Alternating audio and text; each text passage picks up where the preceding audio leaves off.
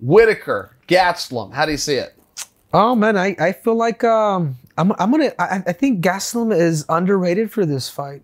I think I'm gonna go back to and it's not just a biased opinion because I'm actually out here to watch him. I came out to Australia to watch him win a world title. The kid is special. The kid understands range. The kid understands distance.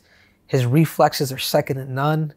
I feel like he's gonna knock out Whittaker. I feel like he's gonna put him out in the first round. I really do. Really, that fast? I really do. Yeah. That'd be a relief for me. The kid he's only 6 pounds over.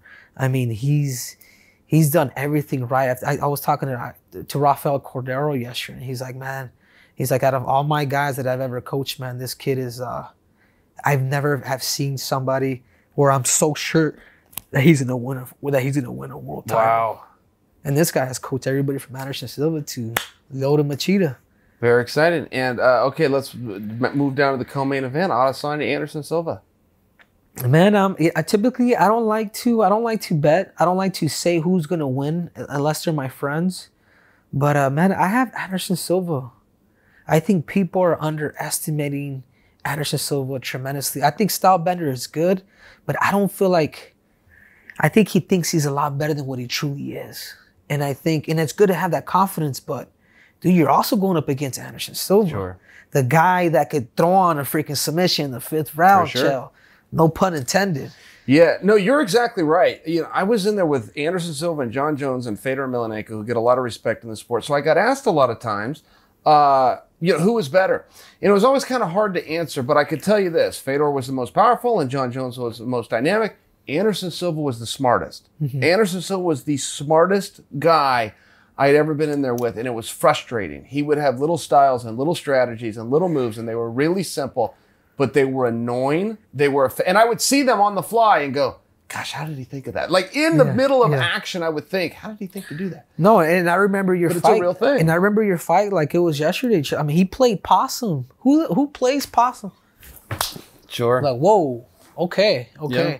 And that's kind of how I see, even though he's 43 years old, I saw him at the elevator today and I says, hey man, I've been meaning to tell you. And he knew who I was. He called me champ, which felt really good. He's like, hey, what's up, champ?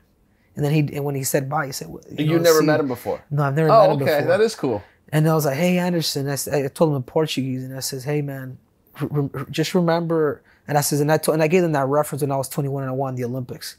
You know, and I says, I won the Olympics at 21 and I finally won my world title when I was 31, 10 years later. But the reason why I won it at the age of 31 is because I remember that inspiration, man. I remember that dream. I remember that fire that I had, the feelings after I won, how great it felt to be the best in the world. And it says, the key to your victory on Saturday night, I want to tell you this, is fight with inspiration, man. Fight with that dream, dude. Fight with that experience that you've had and it's scary because the Anderson that you see now, he's super charismatic when he's on television. Like Anderson that's happy.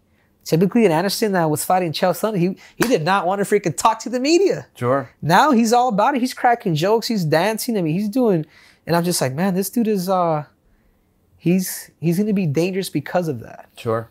It is a very interesting fight. I tend to agree with you. And, I am leaning towards Adesanya, but I do tend to agree with you that there is still something special there. There is a very durable guy. I mean, if you just go back and look at the fact that he went 3 full rounds with DC on no notice, but he did that because of strategy. He didn't necessarily try to win that fight, in fairness. He was trying to get minutes and make it the distance. He knew, okay, I'm in over my head, I'm changing weight classes, and I have 2 days' notice to take on DC. However, he still did use some strategies that a lot of people don't realize he did to maintain, to preserve, to protect himself, and to eat up some minutes.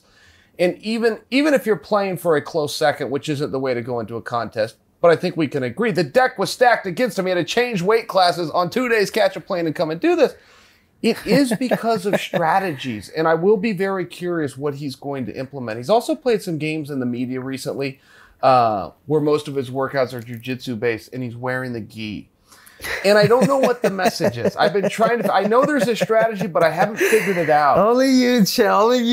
Only you catch things like that. I know this turkey, though, right? I know this turkey, and yeah. I think he's trying to send a message of saying, "Hey, you believe we're going to do Muay Thai? I may pull you into my guard." I don't agree with the strategy. I don't even know if that's what he's going to do, but I think this is the story that he's trying to tell. There's a reason that all of his workouts have been with the gi on and in the ground. Something's going on there psychologically, but you're dealing with a pro here. You're dealing with a master. You are, and I think part of that. I mean, when you're fighting somebody that you look up to, man, he may change when he sees Anderson Silva in the middle of that cage on Saturday night. It's gonna be different, Chael. Like it's, and I'll go back and talk about the Moicano Jose. I was like, Moicano's gonna stop this guy, but then once I saw him and I saw his bright eyes, I'm just like, I was at the fights, I saw it. I'm just like, man, he's a little starstruck. And if Adesanya goes in there a little starstruck, he's in trouble. Sure. Doesn't matter if he can do a triple backflip, triple spinning kick, if he's whatever. If he's in awe, he's in trouble. Yes. For sure. Yes. Because remember, he talked about him being his idol. You can talk all you want. When they close that cage, he's like, okay, shit's real now. For sure. Everything's gonna and that's partially. I don't know if Israel's gonna be like that. But I'm heading more towards Anderson and his experience. I don't know. I just have this feeling, man. I may be wrong. He may get knocked out, but I have this feeling of trust in Anderson. Even as a 43-year-old man, I can see that. I can see him coming out and pulling something out of his hat and be like, what the hell was that? It's possible. See, I feel the same way as you. That something special. Either way, Henry, something special happens. Whether the old lion has this glorious moment and goes into a title shot, which he's been promised, or whether this is a passing of the torch. Either way, it's a significant contest. Something special happens, and it may be 2 or 3 years, and it's like a fine wine where it looks better with time. But I do believe 2 or 3 years from now, something special comes from this match, whether it's the resurgence of Anderson or you pass the baton. But either way, that, I believe, is the storyline, and I think that's accurate. Yeah, and again, we can go back and, since we're talking about wrestling, Steven Adams, we're talking about him earlier. I mean, that's who I had to beat to make the Olympic team. He passed the baton, and I went out and won the gold medal. I mean, it's that could happen too. Sure. I mean, Israel might be the next Spider, which I think there's only one Anderson Silva. I think he's unique of its own. I think everybody has their own style, but. I don't know, man. I just feel like Anderson is full of surprises. So watch out.